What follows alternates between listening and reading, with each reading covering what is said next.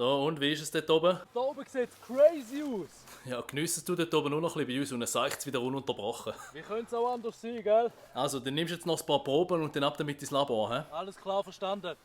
Hä?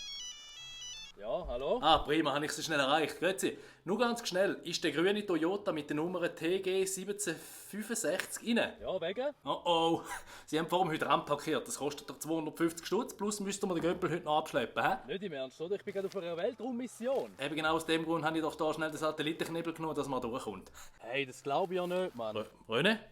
Wer funkt da ständig dazwischen? Dami, was ist? Ja, das ist die Klingel von der Krankenkasse. Grüezi, Störung hat. Und drauf an, wenn es ums Zahlen geht, schon, ja.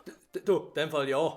Los, die Kosten für die Physio da, von deinem Tapen, die musst du dann selber zahlen. Ja, aber ich zahle doch jeden Monat Prämie und dann nicht wenig. Ja, schon, ja. Aber was hast denn du das Gefühl, dass wir alles ducken, oder was? Die gibt es unter den Selbstbehalt. Okay, ich habe also ein unkündbares Krankenkassenabo und muss gleich noch selber blechen. Absolut korrekt, ja. Da weißt du was, ich bleibe noch ein Jahr länger. Schon verrückt, hä? Nicht einmal dort oben hast du deine Ruhe.